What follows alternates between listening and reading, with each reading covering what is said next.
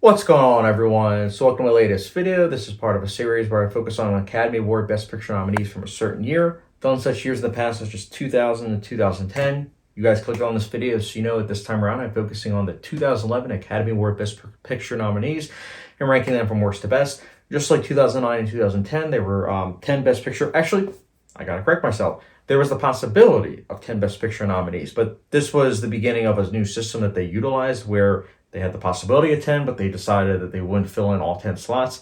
Don't ask me why they actually decided to change that, because I think that if you have 10 slots, you should probably fill all 10. But regardless, there were 9 Best Picture nominees for 2011, so I'll be ranking them from 9 being worst to 1 being best. Of course, my humble opinion. But guys, enough exposition. Let's get started. So kicking things off, my number 9, we have Extremely Loud and Incredibly Close. It's well acted, but let's be honest here.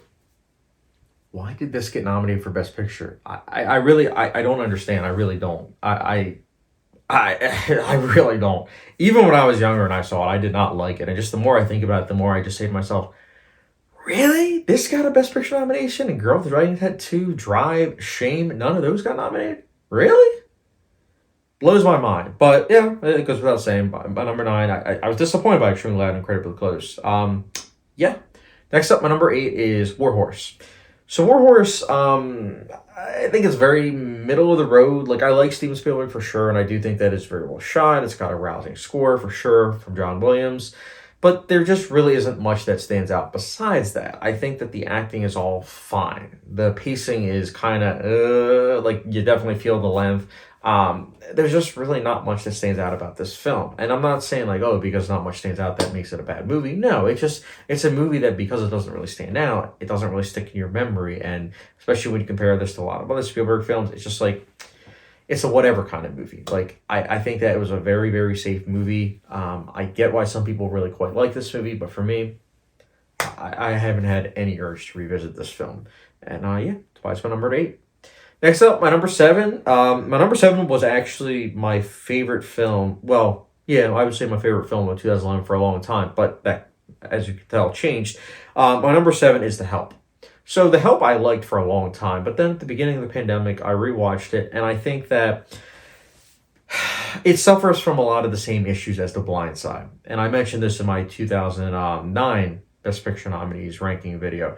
There's just a lot of things where it's like it's a feel-good movie, and I get that that's something that for a lot of people as to why they liked both The Blind Side and The Help. But similar to The Blind Side, it's a movie that it's a misdirected movie. It's well intended for sure, but it should have been done a lot different in my personal opinion. It's dealing with a lot of characters that are supporting characters that should be the lead character. I feel like it would make it a lot more interesting. And I'm also saying that as a huge fan of Emma Stone. I like Emma Stone. I think that she's good in the film. Everyone is good in the film. It's just a film that, again, it's misdirected in my personal opinion. And I don't think I'm wrong in saying that either, because then when you look at the director, films that Tate Taylor did after this, they're just like, it's a film that's very well acted, it's interestingly scored. But again, upon rewatch a couple years ago, I just didn't like it as much. It's an okay movie. And yeah, that's why it's my number 7. Next up, my number 6 is Midnight in Paris, a Woody Allen film. This movie, it's been a long time since I've seen, truthfully, but it is very well acted. It's got an interesting concept. It's very colorful. It's a film that is fine. I like it a bit more than The Help, but it's not by much. It's another movie that just feels relatively safe, despite having an interesting concept that could be a bit more pushing. But I still liked it. And truthfully, I have had urge to revisit this film recently. So who knows? Maybe upon second viewing it'll go up even higher. But for now, I like it a little bit more than The Help. And that is why it is my number 6. Next up, my number 5, we have The Artist. This is the film that won Best Picture at the 2011 Oscars. And I actually saw it the day that it won Best Picture at the Oscars. I'll never forget that scene in theaters with my dad. I like this movie. I don't love it. I would say it's solid-ish. It's a film that it's very well acted. It's very well filmed, scored. It's very interesting that it's a silent film in 2011. But that's really about it. In terms of themes and messages, I feel like there have been other films that did it better. Like, the themes and messages, you can tell that it wants it wants to show, I should say, much, and it really wants to hit those home, but I just think that overall it left me feeling empty in those aspects. So when it's trying to hit home those messages, it just kind of falls flat. When it's a fun, whimsical movie, it works. But yeah, I liked it enough, and that is why it is my number 5. Next up, my number 4 is The Descendants. This is good. This is a good movie. I mean, it's Alexander Payne, George Clooney, great performance. A young Shailene Woodley is also quite good. I like this movie. It is a movie that is well intended, and I do think that those intentions are mostly met. Didn't love it, but it is still a good movie, and that is why it's my number 4.